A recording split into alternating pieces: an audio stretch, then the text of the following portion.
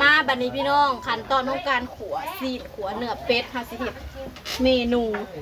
เลือดแปลงเป็ดจ้าพี่น้องจ้าเอาก็คือเนื้อเป็ดซีนเป็ดเอามาขัวให้มันสุกซะก่อนเด้อดิบแต่เลือดก็ดิบกับผ้าน้ำเนาะผ้าน้ำครึ่งหนึ่งบ่เอ้ยจิ๋วส่วนของเลือดนะผ้าน้ำครึ่งหนึ่งเนาะส่วนของเนื้อเขาก็เอามาขัวก่อนจ้ะน้ำซุปมันไหนต้มเรียบร้อยแล้วเมนูเลือดแปลงเป็ด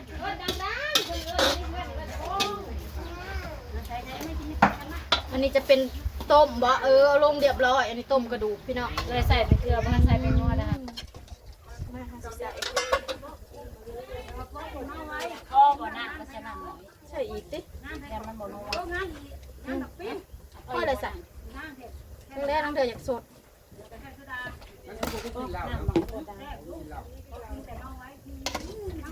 อันนี้จะเป็นต้มพี่น้องลงไปเอาน้ำกันเด้อมื้อนี้มากินอยู่ไห่อยู่นาพี่น้องนาสดจิ๋ว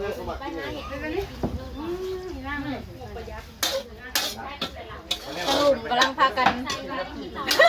ทั้งลุมพากันกินเหล่าปอกพี่น้อง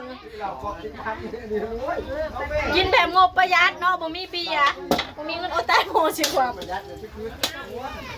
จิ้วได้ละพ่อบ่อันนี้น่ะโอเคค่ะ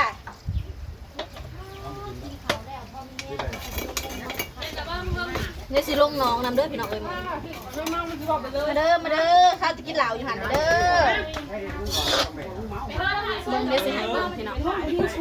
สิให้เบิ่งใกล้ๆมันเนี่ยอันนี้จะเป็นหัวทาบีจ้าแล้วก็ปิ้งตีนแล้วก็ตูดพี่น้องปิ้งแกมเหล่าสุดท้ายสุดพอครัวเขาจะสิปิ้งแกมเหล่าใส่หมวกกูได้แม่ครัวก็เลย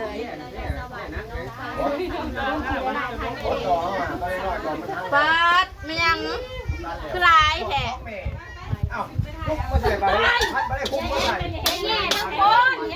มันผิดพี่น้องเลยก็เลยพากันซุ่มเซลแบบให้แย่คนแย่มาขอแซวมาขี้จังสินะวันผักผ่อนใส่ถึงก่อนเซ็ตมาเลยสบายดีเด้อพี่น้องเฮ็ดงานในสวรรค์เด้อขอติดตามเด้อพี่น้องใส่จะมาหาบายกันสิคุณ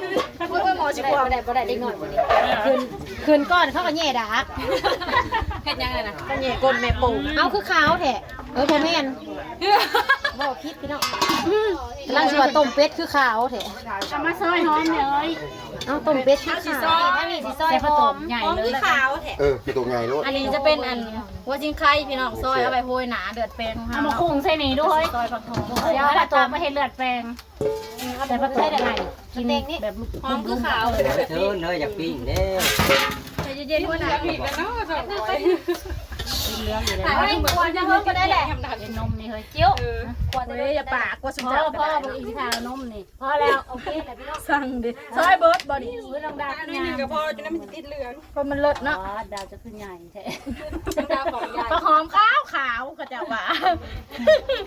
โอ้ยเหนื่อยดิดาวจะคือใหญ่แต่ประมาณโมเมนต์อื่นใหญ่ได้พี่น้องอันนี้เนี่ยอยากไปได้ปิดในบีจิ้วปิดในสีอย่างกันกล่องสีไทยปิดเครื่องนั่นทำเมนูเลือดปิดแล้วซอยผักหอมจ้าคือโบเห็นหอมเลยพี่น้องห้าขึ้นหนาห้าแต่ถามว่าอะไรนี่นะนั่นแหละเขาทำเราออกใหม่เขาทำเราอยู่เวลาซื้ออยู่60 บาทนี่แหละเรื่องเขาดำเองนะ80ออกใหม่ก็จะยืนแล้วเนาะเอาเล็กปิ้งใหม่บอกให้เอามาหุงหม้อสิเอามาใส่เลือดไปปัดเอาผักแม่ครัวดาวเลยทุกคนเลยดาวแป๊บจะใส่ร้ายแป๊บนึงแล้วบัวสลาวก็ได้สั่นเราเอือบแล้วเข้มแล้วเนาะเราเอือบตัวนึงแล้วดาวยืนมาดูมาหุงนะเอื้อเสียวเค็มเลือดแปลงจ้ะแป๊บนึงครับชิเล่อะไรแบบนี้เลยค่ะเค็มกระซิกระทึกในเด้อพี่น้องเอ้ยแม่ครัวพอครัวก็ได้หลายแนวนั้นบอกสลองบีมาเห็นไหมสิบอกสลองส่งน้องแทนผ่านได้เหมือนน้องแทนใช้เบียร์ล่างหนึ่งนิดน้อยนี่จะเป็นเลื่อยถ้ากินเบียร์เด้อจะพอเมื่อได้ต้องได้เงินก่อนนะสิแท้นี่เลี้ยงหัวมีแล้วสิเลยจิ้มไทยแล้วก็มีมะขั่วนะพี่น้องก็ดีถั่วลิสงเนาะทำกับมะตาลเอาไปห้อยหนาเลือดแปลงของดาวเลยเนาะ ต่อไปก็น้องซาบีค่ะ แล้วเจ้าเห็นเลยแหละ ไป เขาจะปรุง ไปเคย เห็นเลยเขาจะปรุง 3-4 เดือนใช่มาพี่ เขาแล้วเนี่ยใช่นี่บ่มาหุ่งนะเธอเห็นหนดขาวเอาใหม่ โอ้ยออกเดี๋ยวก็เฮ้ยระบบยุทธ์กันดิ เห็นหนดขี้ผาขี้ มันโมเมนต์กี่พามันเป็นน้ำกล้องมันใกล้แล้วมันเห็น นั่นบ่ คนเราบ้างงามๆหนึ่งเนาะดาวเนาะ จ้า เลิศ ขี้ เลิศ ผามาแต่ใช่เลยแหละอ่ะ กล้องสัตว์โพด กล้อง หนาคือว่าค้ามันเปิดนี่ อันบอกมันสีซุ่มแบบว่าเฮ้ยอันยังก็อันคีเป็นวันเลยเนาะ นี่พี่น้อง ต่ออีพี2เลยทุกคนเด้อ หัวสิน ไม่ได้อี หั สิ วเนื้อเป็ดให้มัน เล สุ ย ก มาเลยเมนูที่เจ้าแทนบอกนั่นแหละซุ่มนุ่มกันข้าวเราท่านอะไรพอดีพี่น้องปอกปลา เอาบอกเพื่อนไว้เลยเด้ว่าสิเฉลยอีพี2อีเด้มาเฉลย เมื่อนี้เฮา ทุกคนเดาถึงบ่ว่าเมนูยังอันนี้นะ บ่จากได้ บ่ฮู้ได้จะแทนเลย เลือดแปลงเปลี่ยนนั่นเอง แม่นบ่ เปลี่ยนต้มจ้า อุ้ยเลือดแป้ง ซุปแล้วบ่เฮ้ยนี่นะ เสียงแซว ยางค่าตื่มน้ำอีกได้ ห นะ ลายคนเด้อใส่ยิกน้ำนะ เอาทานใจอีกก่อน ให้มันได้3ถ้วย ถ้าพากระตื่มนี่นะ ใส่ยิกให้1น้ำนะเฮ้ยจิ้ว อันนี้จะเป็นต้ม มันได้3ถ้วยได้เอ้ย ต้มเป็ดค่ะ แซ่บเนาะ แซ่บแน่นอนค่ะ เมนูเป็ด เมื่อนั้นก็บ่ได้ไปกินน้ำหมูที่เฮาเนี่ย ย่างนั้นเนาะ อู้มื้อนี้ก็จะกินมะกอก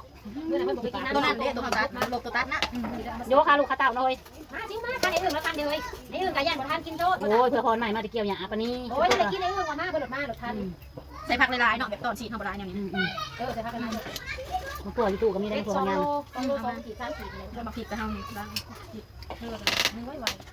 นี่ปลาเรา ล ต้ม ง แม่ แม่ บ่ บ่ ได้ ได้ กิ กิ น น ค ค รั รับบ ออกปึ๊บ เฮาลือ เรากินตัวก็ย่อยเดี๋ยวมันเต็ม เราก็สิลงไว้บ้าง มันชุบเขาต่อแล้วเขาลงแล้วออกเลยออกได้แล้วมันออกไปเขาส่งออกไป บ่ได้ลงง่ายได้เนี่ย30มื้อ ได้เคยเฮ็ดแล้วแบบนั้นน่ะลบแล้วแล้วบัดนี้ที่เขาก็บ่ไปเลยเพราะเขาไปลบถึงแล้ว มันบ่ทันประมวลผลแล้วประมาณน่ะ มันจะแบบนั้นใช่อุปกรณ์ของเรามันหายไปที่เขาโหลดไปก็บ่มียังไม่คุ้มค่าที่มันหายแล้วนะ กูคือในขยะ ในขยะ ก็บ่เห็นถึงที่ใส่เดี๋ยวนี้ของเพิ่นน่ะจะเฮาถ่ายคลิปหายังเป็นลายพุ่นบ่เฮาถ่ายอยู่ก็ยังสิเฮาถ่ายอยู่ก็ยังสิอ่ะ แทนแล้วก็เขากินกัน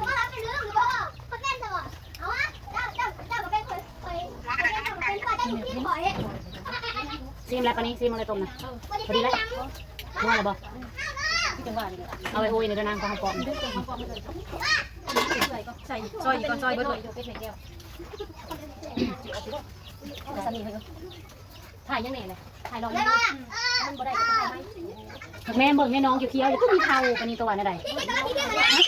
เจ้าเบิ่งแม่มึงสอยจานเฮาเอ้อละว่าเทา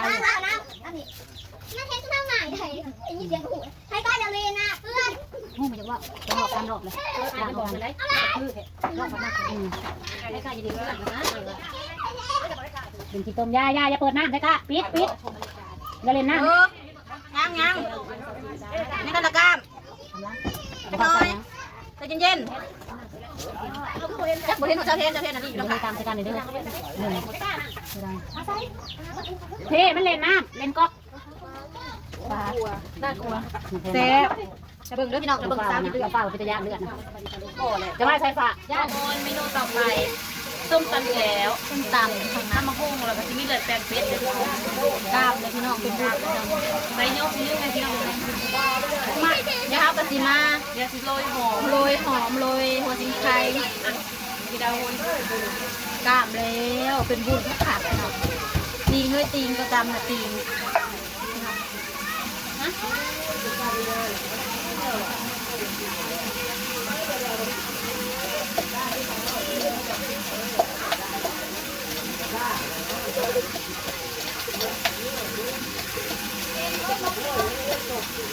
โรยหอม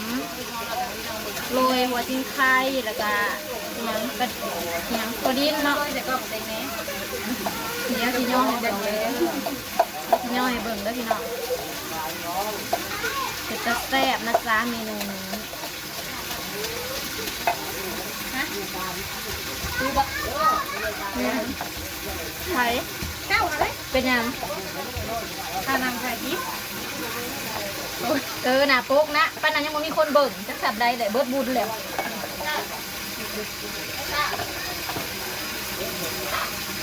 เบิดบุญเลยบ่เอายังลงกับผมมีไผ่เบิ่งพี่น้องเขาเบิ่งคลิปไม่ข่อย อันนี้ขอไปเบิด ก็ได้ อันนี้จะเป็นถั่วที่เขาขัวพี่น้อง ถั่วลิสงหรือว่าถั่วดินนั่นเอง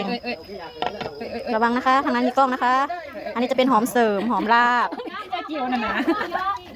บริเวณที่เลยนี่คนเรียบร้อย หวานแล้วเสียดายเด้ลงปลากระสี อย่าใครวันเบิ่งกันนะพี่น้อง แล้วสองจาน เอาทากินจะลงจะน้ำไรเลยนี่ความทิมเลยตามเที่ยวตามมาหงห้านั่น นี่เนี่ยกินกับพี่น้องสิมีกะปิมีอันมะนาวอะไรกะมะพริกพี่น้องกินใจกันแซ่บผู้สาวตำบักหูพี่น้องสาวแทนคนงาม น้ำบอกมันจะการลงอีก เลือดแป้งกระพร้อมเสิร์ฟ เบิ่งมาในเด้อผ้าร อตำบักหู ทาน้ำกันโอ้ยโอ้ยไปหาน้ำใส่ไห้สี่ขอมาอยู่เนาะ โอ้ยเด้สี่เทิงสับไป อ๋อบ่เอายังก็เอาน้ำเคี้ยวน่ะเท่าโอ้ยโอ้ยลืมโอ้ยเลยสิชอดละเอาน้องอย่าไว้ไร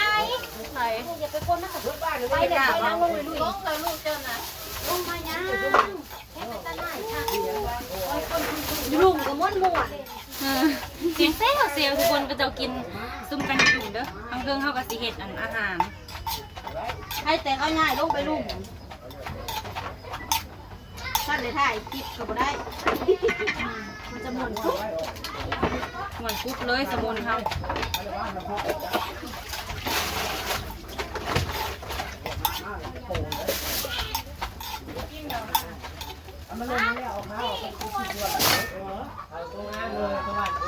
แซ่บป่ะจ้า